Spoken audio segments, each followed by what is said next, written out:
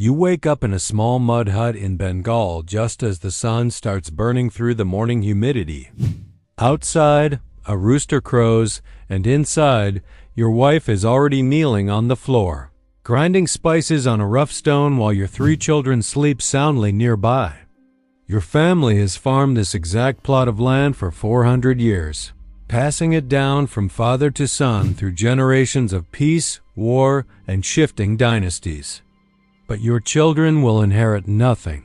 50 years ago, a British company with ships, guns, and contracts nobody in your village could read arrived and simply claimed the land, the courts, and the taxes.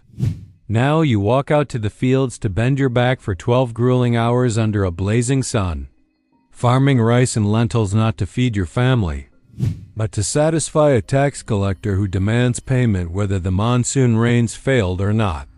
2 of your neighbors starved last year, and you buried them with your own hands while newspapers in London printed maps of your homeland and called it the jewel of the empire. You are not a person to them. You are a number on a tax ledger, a body in a field, and a tiny gear in a massive global machine designed to extract wealth and send it across oceans, leaving you with nothing. Across the world in a coal mining town in Wales, a 19-year-old boy signs his name to a recruiting paper just to escape a life that ends with black lungs deep underground before he turns 40. The sergeant hands him a shilling, a woolen uniform, and a promise that he will see the world.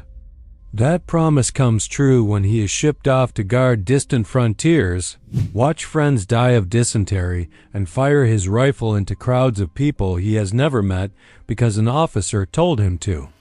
Back home, his mother receives short, carefully lied about letters while he spends his meager daily pay on rum and tobacco, sleeping shoulder to shoulder with 40 other men in a drafty barracks. The officers above him come from wealthy families, eat like kings, and get promoted no matter what mistakes they make, while he marches until his boots fall apart, defending a flag that treats him like disposable inventory. He wonders sometimes what any of it is actually for, but he pushes the thought away quickly because thinking too hard gets you killed or court-martialed in the service of an empire. That moves men like pieces on a chessboard.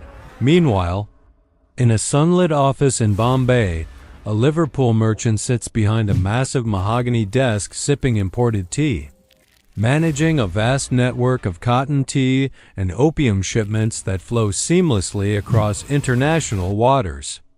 Protected by gunboats and backed by laws written thousands of miles away in London, he makes a fortune on every single transaction, living in a sprawling mansion on Malabar Hill with 6 servants, a private cook, and a man whose sole job is to fan him while he sleeps. He attends exclusive clubs where Indians, even those honored by the Queen, are banned at the door. And he spends his evenings discussing cricket scores and market shares with other wealthy traders while entirely ignoring the massive famines, killing millions just a few provinces away. Farther inland, a young missionary from Yorkshire sits in a mission station compound, trying to balance the genuine desire to heal sick children and teach people to read with the deeply uncomfortable realization that his presence is systematically dismantling ancient local traditions and religions. He baptizes thousands, buries children who succumb to preventable diseases every single week, and writes glowing reports home to please the colonial administrators and merchants, who love how easy mission stations make it to pacify local populations. Every single one of these lives, from the starving farmer in Bengal to the exhausted merchant in Bombay and the disillusioned soldier on the frontier, is locked into a rigid, inescapable hierarchy that stretches from the dirt-poor laborer at the bottom all the way up to the royal throne in London. The system grinds millions down into numbers on balance sheets, turning human beings into fuel for a global engine that measures its success entirely in extracted wealth and conquered territory. As you look at the immense weight of this history, the sheer scale of how ordinary people lived and suffered under imperial rule becomes impossible to ignore.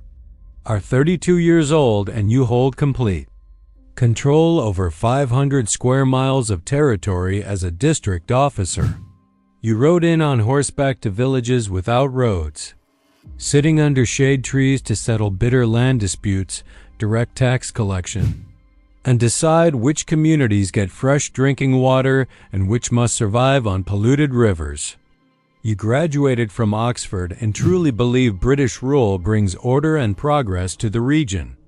Yet every single day you see malnourished children in villages, where food is shipped out for profit while the native police officers under your command routinely extort the poor. You write long, thoughtful reports suggesting vital administrative reforms, but those documents travel to committees in Calcutta and London where they quietly collect dust and die. Your wife stays home in an isolated bungalow drinking gin to cope with the scorching heat.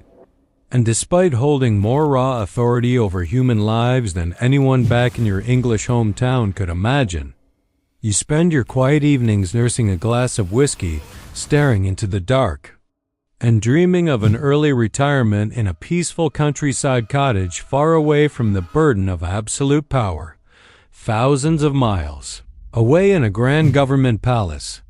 A colonial governor prepares for a lavish state dinner while 30 servants polish silver and attend to his every need.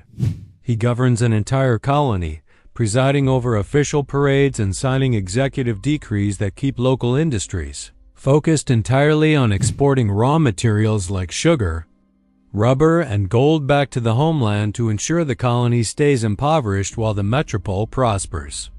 When local workers go on strike or writers publish pamphlets demanding basic civil rights, he orders immediate, heavy-handed crackdowns because the central government in London never punishes an official who maintains strict order through force, but ruthlessly destroys the career of anyone who loses control. He goes to bed knowing he routinely signs orders to arrest and silence educated men whose only crime was asking why their children cannot vote, comforting himself with the promise of a noble title and elite boarding school placements for his sons once his 5-year rotation ends. Back in London, inside a dimly lit office on King Charles Street, a 50-year-old bureaucrat sits surrounded by tall stacks of confidential dispatches arriving daily from across the world. Having served decades in the field, he now reduces entire human tragedies, droughts in Asia, tribal uprisings in Africa, labor riots in the Caribbean into clean, organized statistics and economic ledgers that completely mask the horrific human cost of imperial policy. Above him in Parliament, the cabinet minister and the prime minister give passionate speeches defending the empire as a force for civilization, even as they privately realize that maintaining control requires staggering military expenditures and that subject nations are growing increasingly restless. At the very top of this vast hierarchy sits the monarch, wearing a heavy crown and living as a living symbol, whose face appears on every coin and whose image hangs in every government office across 4 continents. They spend their days surrounded by unfathomable wealth and authority, yet they exist in absolute isolation, fully aware that the sprawling, ruthless machine operating in their name is built on the backs of millions who will live and die in poverty without ever seeing their face. From the silent fields of Bengal to the polished halls of Parliament and the lonely rooms of the royal palace, every person in this empire was trapped inside a massive machine designed to extract wealth and exert control. Some reaped unimaginable riches, others carried out the brutal orders, and millions suffered under a system that treated human lives as nothing more than lines on a ledger.